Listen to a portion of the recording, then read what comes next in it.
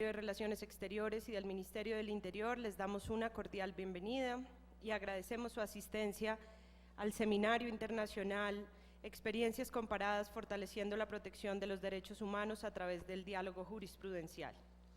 La tarde de hoy, nuestro tercer panel, El deber de la justicia penal frente a graves violaciones, está compuesto por las siguientes personas: el doctor Sergio García Ramírez, el doctor Víctor Abramovich, el doctor Augusto Ibáñez Guzmán, la doctora Vivian Morales, fiscal general de la Nación, y el doctor Enrique Gil Botero, y hará la moderación el doctor Luis Andrés Fajardo Arturo de la Universidad Sergio Arboleda.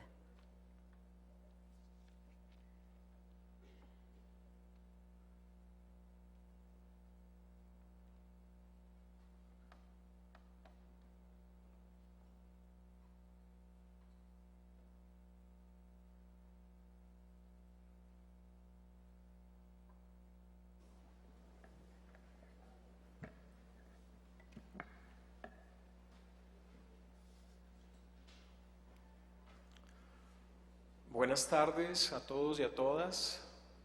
Bienvenidos al tercer panel en el Congreso sobre Corte Interamericana de Derechos Humanos. Este tercer panel tratará sobre el deber de la justicia penal frente a las graves violaciones.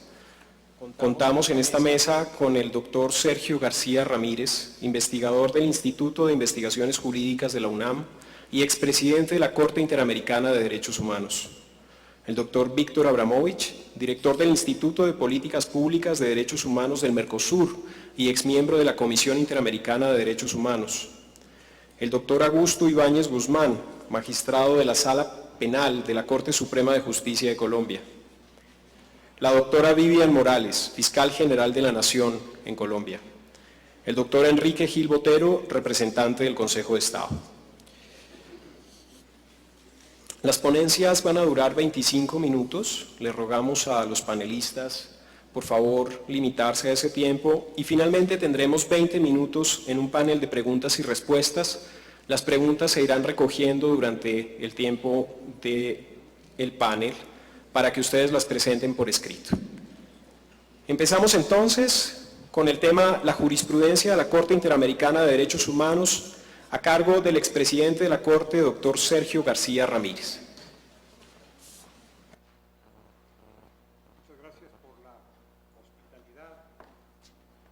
Muchas gracias por la hospitalidad de este encuentro y por la amable presentación. Me es particularmente grato volver a este recinto, la primera vez que sirvió para efectos vinculados con la jurisdicción interamericana en ciernes. Fue hace tantos años que no los recuerdo, 1948, cuando la Carta de la OEA, cuando la Declaración Americana, y en circunstancias sumamente difíciles que atravesaba entonces Bogotá. La segunda oportunidad, esta sí la recuerdo porque la viví, fue cuando celebró aquí su anterior periodo de sesiones, la Corte Interamericana, de la cual yo entonces formaba parte. Fue una muy grata experiencia, con la hospitalidad siempre amable, cálida de Colombia, que ahora se renueva y que yo cordialmente agradezco. Sé que no me corresponde, no debiera atreverme a cambiar el título de la intervención, el título del tema, pero confieso que me gustaría más hablar de los deberes de justicia en relación con las violaciones graves, que hablar precisa y exclusivamente de los deberes de la justicia penal, porque entiendo que la reacción frente a estas graves violaciones, la reacción justiciera, tiene que ver con lo penal, pero no solamente con lo penal.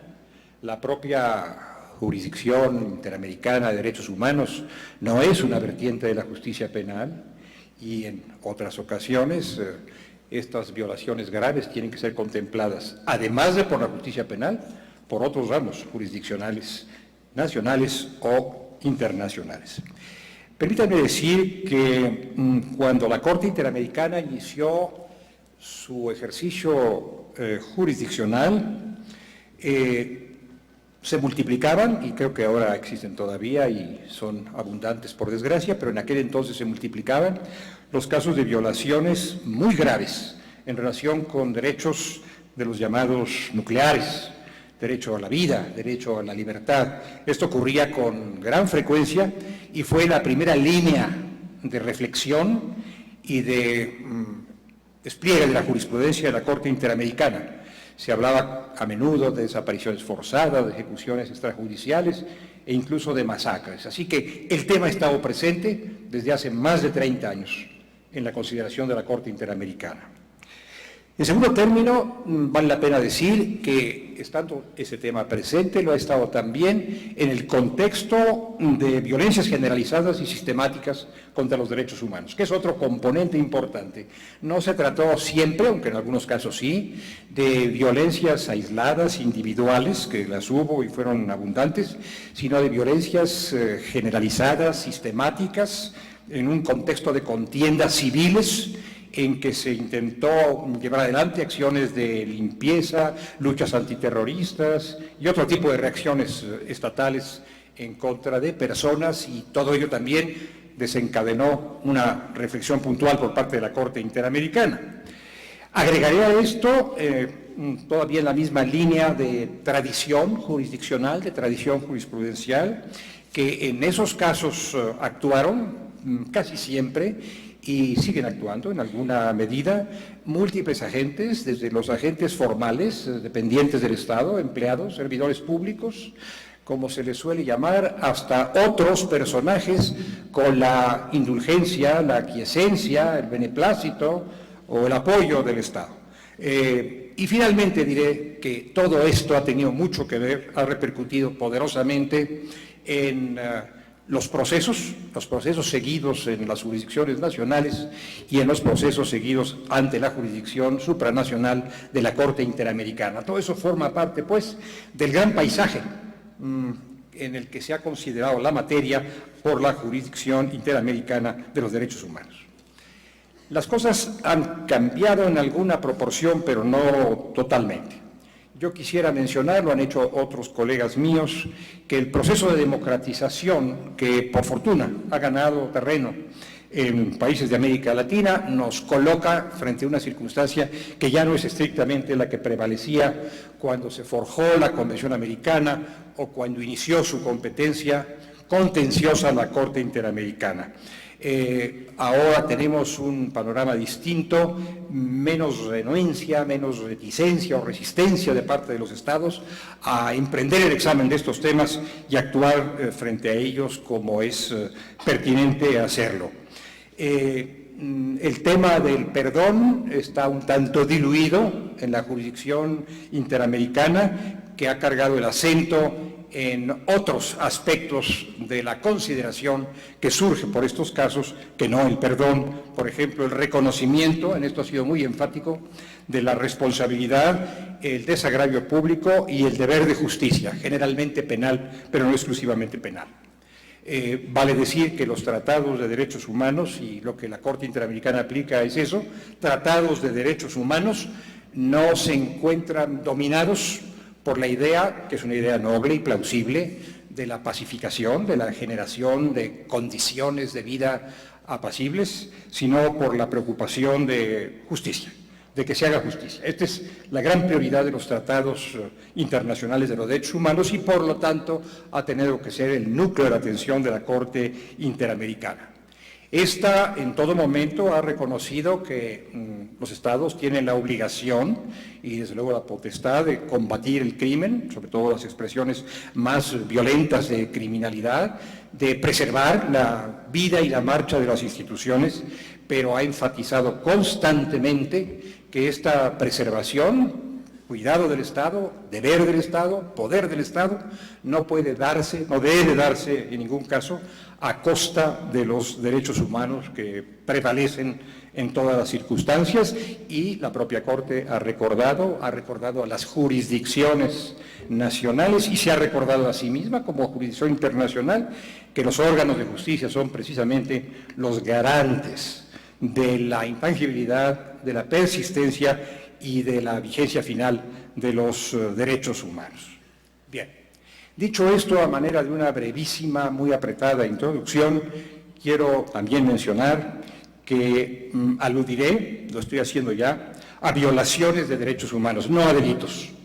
No me estoy refiriendo, al menos no en este momento y en esta mesa, a delitos en el sentido del derecho penal ordinario, sino a violaciones de derechos humanos. Por lo tanto, lo que reflexione y lo que pueda decir estaría gobernado por el derecho internacional de los derechos humanos y más específicamente por el derecho interamericano de los derechos humanos y no tanto por el derecho penal ordinario.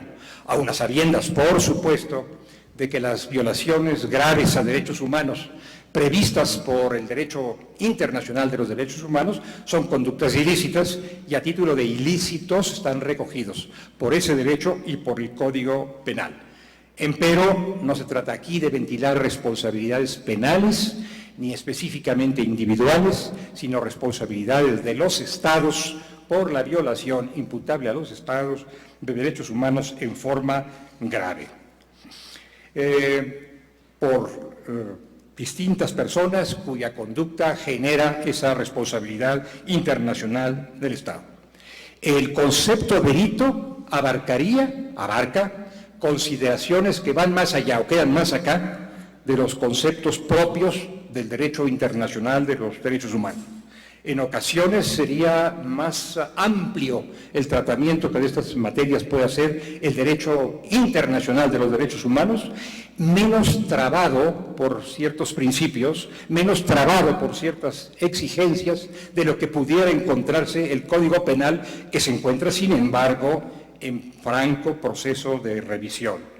Pero en la medida en que, por ejemplo, para el derecho internacional de los derechos humanos no vienen a consideración temas tales como el dolo o la culpa, que sí vienen al caso y poderosamente para el derecho penal, las cuestiones, las cosas se facilitan, si me permiten decirlo así, para el derecho internacional de los derechos humanos. Bien. La Corte Interamericana, por su parte, ha declarado constantemente, es casi un estribillo, pero en esto insiste deliberadamente, que no es un tribunal penal, que es un tribunal de derechos humanos y, por tanto, cuando se enfrenta a la aplicación de leyes penales, lo que hace, y no podría proceder de otra manera, es remitirse a las jurisdicciones penales internacionales, y hay una que todos conocemos, o, más frecuentemente, por supuesto, a las jurisdicciones penales nacionales. Bien, entonces, no aludo a delitos, sino a violaciones graves. Y puesto que aludo a violaciones graves, vale la pena que nos preguntemos a qué estamos llamando violaciones graves desde la perspectiva que ahora me atañe, que ahora me interesa. Si entendemos que los derechos humanos son los derechos básicos, principales, primordiales, aquellos que se deducen naturalmente del gran principio de la dignidad humana, tendríamos que llegar a la conclusión de que todas las violaciones de derechos humanos revisten per se una enorme gravedad. Todas serían graves. Me resulta difícil y chocante, y a las víctimas les resulta más difícil y chocante, que se aluda a violaciones graves, menos graves, leves y hasta triviales de los derechos humanos. Todas en principio son graves, sin embargo, tampoco quiero extremar las cosas y debo reconocer que existe la posibilidad de emprender un deslinde y que este deslinde tiene sus orígenes, sus motivos y sus consecuencias. Se ha hablado, lo han hecho algunos estudiosos distinguidos de la materia, de delitos flagrantes, tratando de caracterizar a las violaciones graves. No coincido con esa expresión porque lo flagrante es lo manifiesto, lo evidente, lo obvio, lo que flagra, lo que está llameante, y no siempre, aunque con frecuencia sí, se trata aquí de delitos flagrantes. Más bien me gustaría invocar, como lo ha hecho la Corte Interamericana, otros rasgos para tratar de caracterizar, para tratar de establecer el marco de lo que este Tribunal Supranacional entiende por violaciones graves de los derechos humanos. En primer término, digamos que con gran frecuencia recurre, y es su facultad hacerlo y su obligación también, recurre a la rama del derecho que de manera más constante y más